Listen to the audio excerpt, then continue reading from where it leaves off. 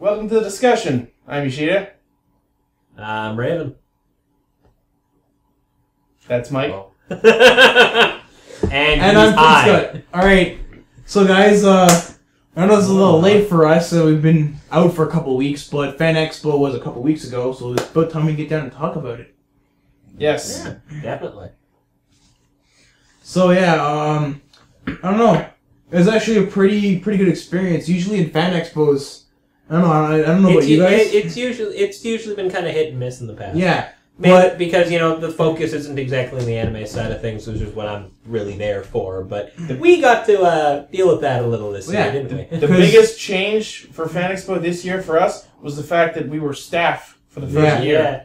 That's actually what made it pretty enjoyable for me. I got to see a different side to the whole convention. And we weren't just any staff, we were running the anime stuff, so... This guy's running the whole anime department now. Yeah. Well, hopefully in future years it'll be a little bit better. We didn't have very much experience. It was our first time. Well, yeah, we sort of messed up on a couple of things. A lot of things. Well, mind you, a lot of the major screw-ups weren't actually our fault.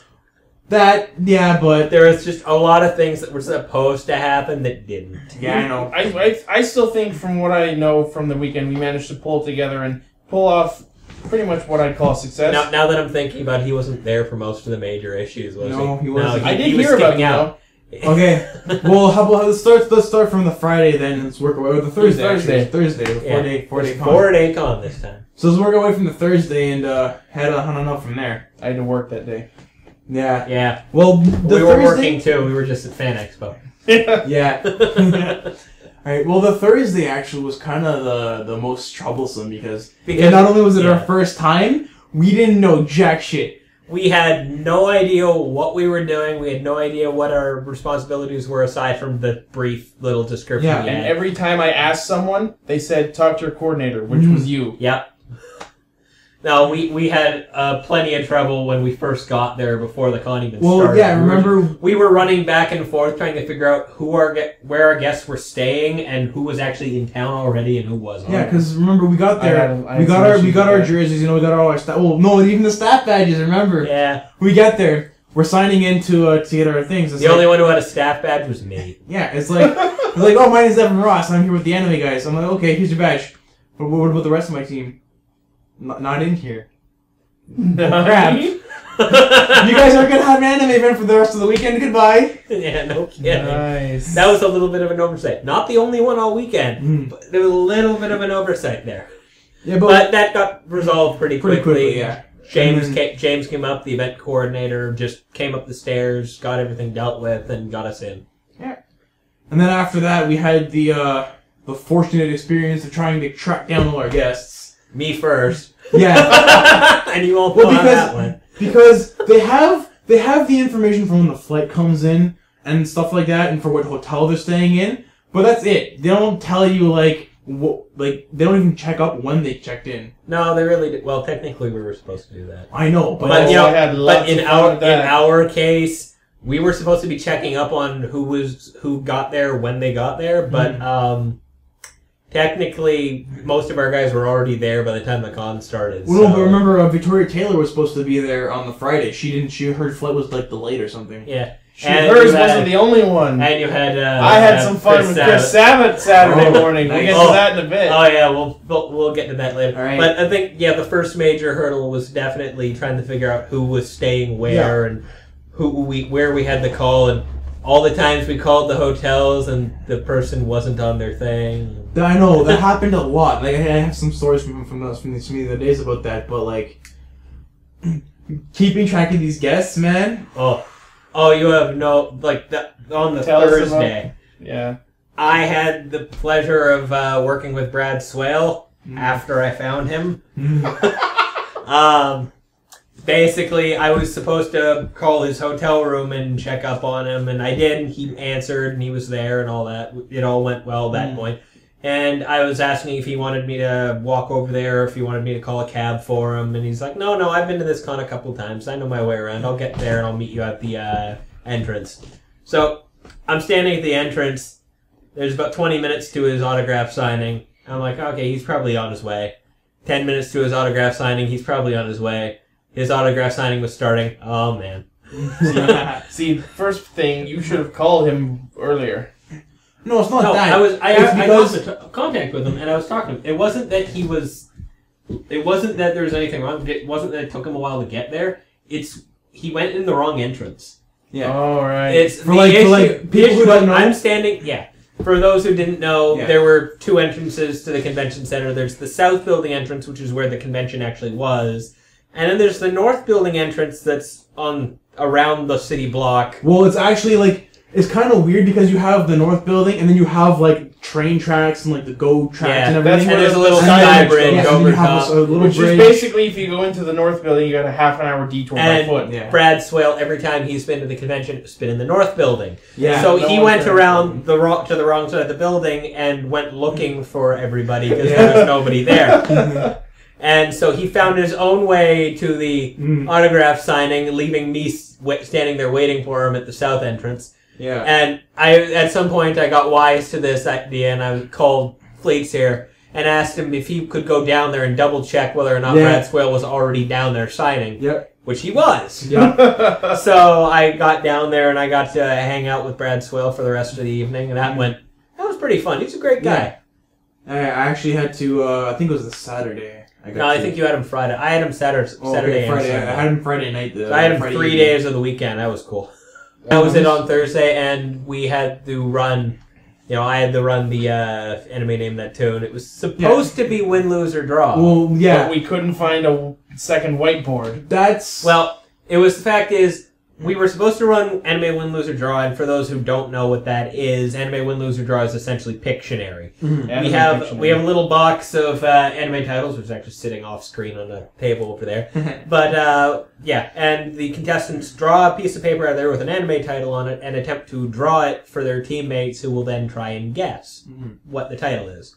And this can come up with all sorts of stuff. But the point of the matter is, we need two separate boards or pads of paper for people to draw on, and we got into the room and we had nothing. Yeah.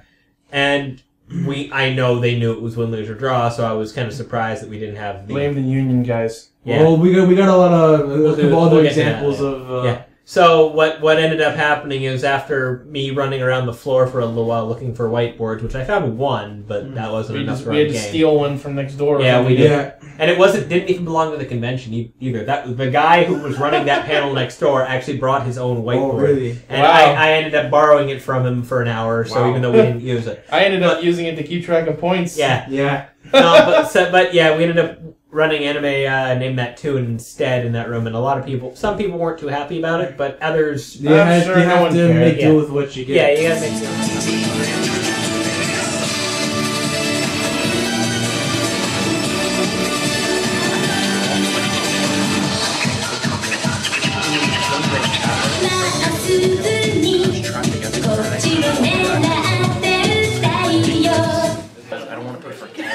I'm really just kind of looking for something easy on this one.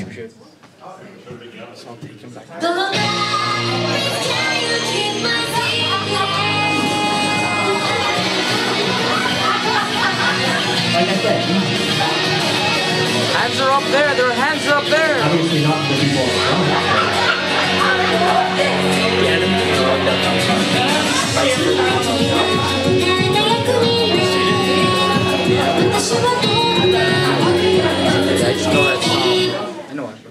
Alright, nobody gets run? There were some people that only had the Thursday pass and were only expecting that game show. Yeah. That's pretty sad. But what's even more sad is, why did they only buy the Thursday? Yeah, the Thursday I know. whole day. Of any one day? Was it like a $10 Usually the pass? Saturday is the most popular I know, day. yeah. Well, you gotta think, I'm some thinking people have schedules they can't change. Thursday might have been like a $10 pass. Yeah, it might have been. Yeah, I it doubt was probably that. the cheapest. 20, Yeah. It's whatever it is, it's probably the cheapest. Yeah, probably. But Other anyway. than that, that was essentially our major problem for that one day. Yeah. After that, we went to a Walmart and we actually bought some our own equipment. So now, in hindsight, for next year, we bring the whiteboards. We bring our own whiteboards. Yeah, that's exactly the point.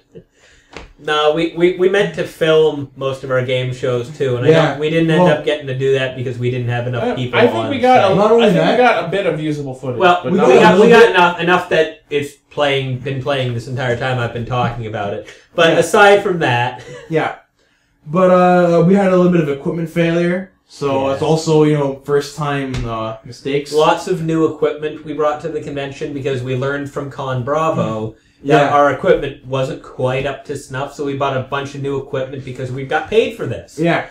So we had a bunch of money go into our equipment and stuff. To be fair, we were not getting paid to film. That's also part of the point. But that was our responsibility. We didn't have enough people on site to set this stuff up, and we ended up. We were in a bind for time and all sorts of other stuff, so we didn't really get a chance to our future selves watching this in the future. Manpower. Yeah. That's going to be very more important. men. Who else do we know? Well, number one, Paul says they'll book the entire weekend. Yeah, we can get some people. I know a couple people that might be interested. And I know another person who was actually quite a big help on Saturday night, who I'm probably going to ask if she can join in with us next year. Yeah. Anyways, besides that, Thursday was the shortest day of the entire. We didn't really have to do much that day. Yeah. Friday is where Friday was the trouble. Wow. Friday was probably the day that made us all go. We were all a little pissed off at each other. Was that the first time Irene slapped us in the face? What? Scheduling? Yeah, I think that was. Oh, okay, yeah. With the scheduling, that it was just like, oh wait, we have to be doing what? Oh yeah, I've got some stories there too for Friday. No, Hurricane Irene and the people our flight's coming in here or there. A lot of people didn't get there on Friday. Some people got there late, as Ichida is very well aware of with one of his guests. And I think it's about time you told that story. The story was Saturday morning though. Well, just tell it now anyway. We're tangenting into it. We'll get to Friday later. So basically, I spent most of my weekend with Chris Sabat.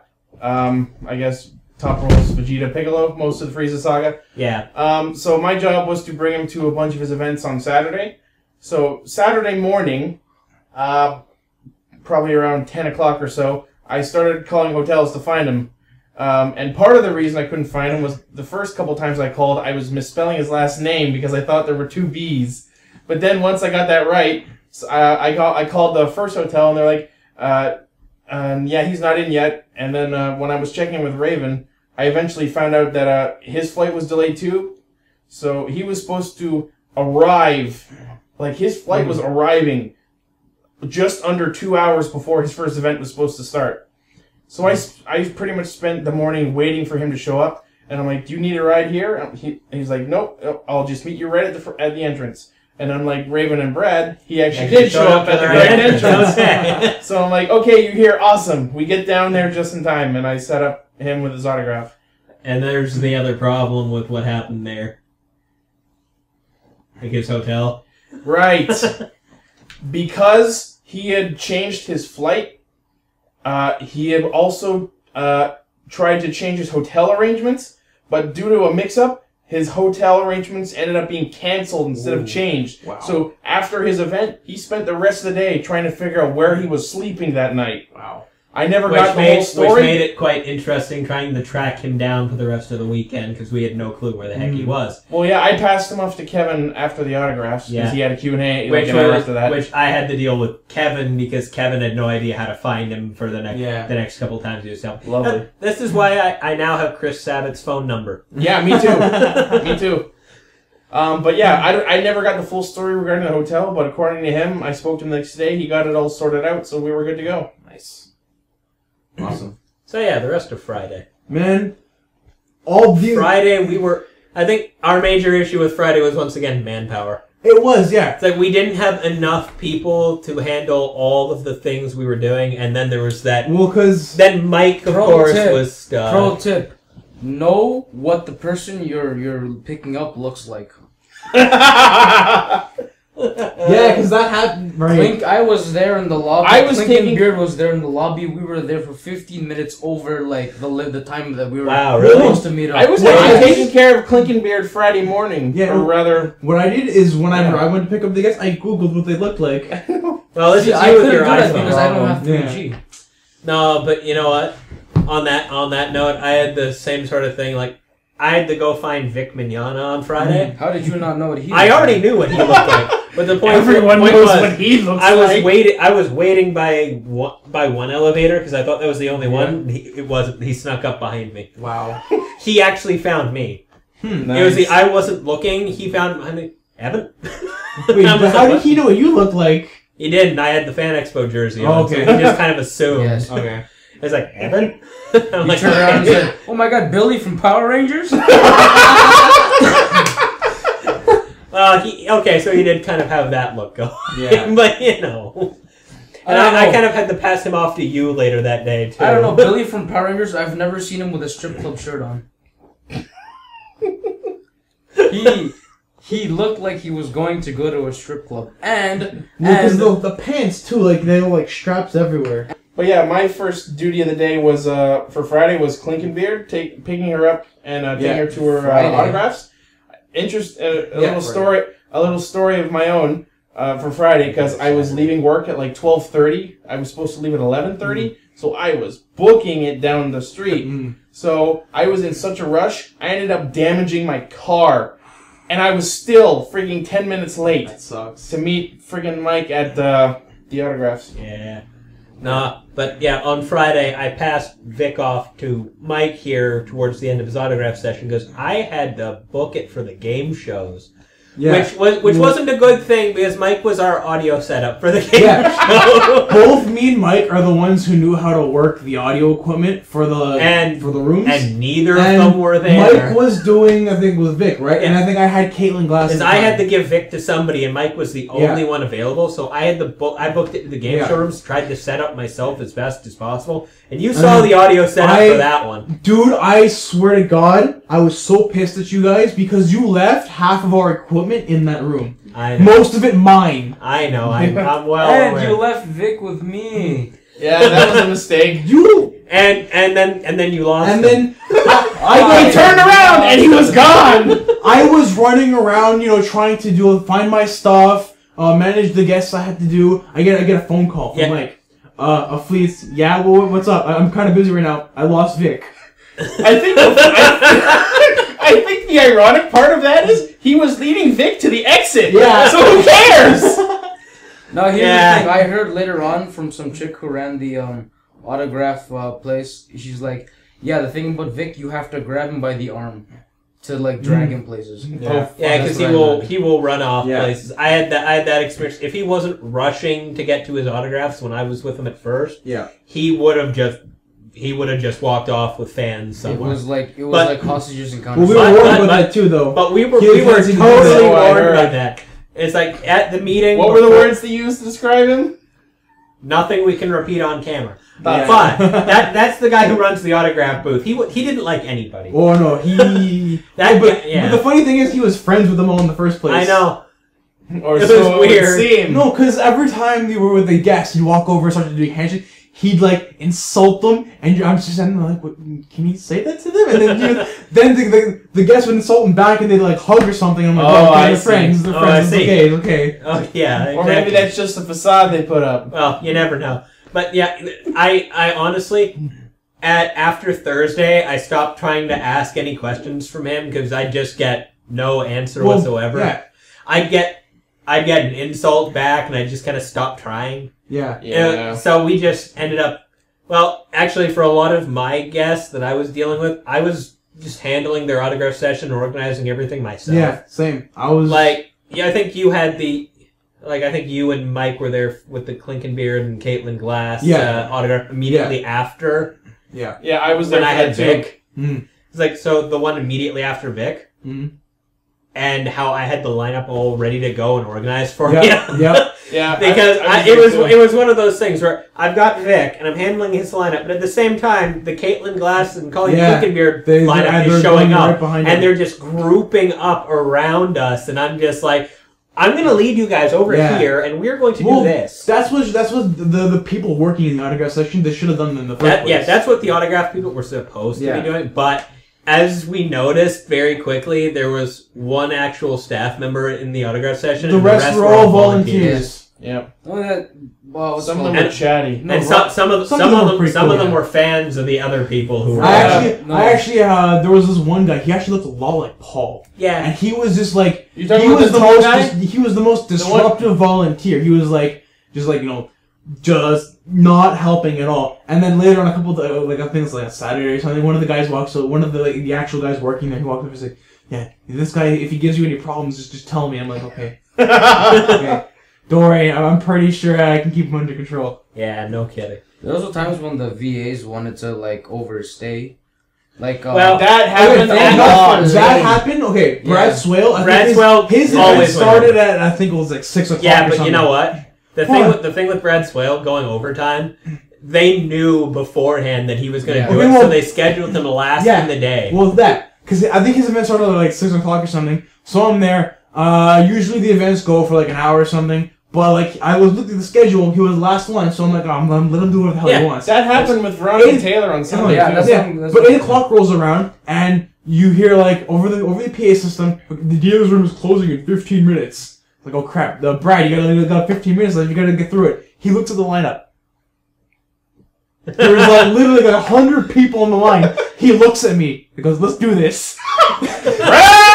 He turns around, grabs his marker, grabs the next person, goes, "Okay, blah blah blah," and then he's like, "Brad, can you say this line for me?" And he just is like, he's writing, he's signing an autograph, he's taking a picture at the same time. He's giving a line. Man, that guy can multitask. I know. I saw it too. Like, you had him Friday night like that. I had him Saturday night and Sunday at closing. Yeah. So it was like, I watched him just run up and down the line, just doing everything in the lineup. And it was funny. He didn't manage to finish all those people in the 15 minutes, so he went until like, I think almost 8:30. And then like, he was telling me later how like, he did the same thing like a year or two ago. And then they shut the lights off on him in the middle of his whole thing. But yeah, they shut the lights off on him in the middle of his of signing his autographs, so he had to wander his way out of the dealer's in the dark. You guys really put me on the spot here, you know? So embarrassing. Okay. Damn, what am I gonna play? Campfire song? You gotta remember, I'm a drummer. So why I'm playing this guitar right now, dressed like a poor man's Evel Knievel, I have no idea. Oh, I know, because you guys came to see it. So because of you. Thanks, son. Hey, thank you so much for showing up. Oh dear. Nervous now. Are there any Tool fans in the crowd? Anybody know Tool? Wow, the same guys that have watched Hot Rod? Okay. I could try and play a Tool song. Anybody here, well, okay, the 4 of you that know Tool know that a Tool song cannot really be covered by one guy in a guitar in a jumpsuit with a helmet. But hell, we're gonna try it, why not? Hey guys, look at these guys, don't they look awesome? Light Mesa, just to catch you up, I walked in here, I said, oh, it's Thursday, so I didn't bring a guitar this time. And then Slash walks in the door and throws a guitar on my lap. And now, apparently, I'm supposed to play a Tool song. The worst of, like, the Friday. What the fuck? Mike just What the hell? We lost one of our... He disappeared on us during that transition. Yeah, man. That's, wow. Okay, Oh, well, let's keep going. Alright, so yeah, but that wasn't even the worst of, like, Friday. Yeah. Like, yeah. Past closing time, you'd think, you know, the con's done for the day, go home, go get some sleep. No. Oh, No. That was on Friday night. We That's were responsible for running the J-pop dance. And this did not go quite as well as you would expect. See, what happened was, I was on my way back. I had just gone out for some food in, like, the meantime between some stuff. And we were coming back, and me and Paul were walking into the building. And as I'm walking in, the security's trying to stop us from getting in. I'm just like, wait, there's still an event going on. What's going on? So I managed to get my way downstairs towards where the dance room is, and the head of the security company is standing there. He makes a beeline straight for me. You probably noticed the Fan Expo jersey I was wearing all weekend. And I hated those things. I wore it especially in that parking lot. Oh my god, the parking lot alone was a sauna. I passed on the jerseys because they're a license for random people to ask you questions. Well, that was part of the point. But aside from that, no. So the head of the security company finds me, stops me from going into the room, and just reads me the riot act. This guy went on for like 10 minutes about how his company was not warned about this event. And I'm standing there the entire time like, what do you mean you weren't informed of this event? That's our fault. How? It's even... The thing about that is, it's listed in the program as occurring, I said that. blah, blah, blah. I told him that. And you'd think when they reviewed the... Who says they reviewed anything? No, they have to. No, they didn't. Apparently they didn't. No. The response I got from the head of the security company was, it is not their job to read the schedule. They are supposed to be informed of all events going on past the normal time. Which still makes it not our fault. Yeah, which is still not our fault. That was an administration issue. Yeah. Somebody forgot to tell them. Gee, administration. But we still got the butthurt for it. Oh yeah, we got it. Well, thankfully James kind of showed up and took the brunt of that later on. But he's a pretty cool guy. He is. I like him. Pretty cool guy. I love how all of our contacts for these conventions we go to are all really nice people. Like Scott from Conbravo was a cool dude, and we saw him on Sunday. Well, yeah, I think I remember you waving to him or something. Yeah, but so we got past that, and I got into the room, and they were all setting up for the dance, and Mike and Kevin were the DJs, and I wish he was still here, wherever the hell he went. But yeah, so they DJ'd the show, and there were a few hiccups in there, like, you know, the water running out within the first 5 minutes. Okay, that was like, I understand where the security guy was coming for that, but the water fountain was across the hall. Well, I haven't gotten to that yet. And they they don't understand yet. I'm just saying. What happened here was that when the dance was on, there was no air conditioning in the room. Oh God. Yeah, you already understand. Yeah. But there was no air conditioning in the room.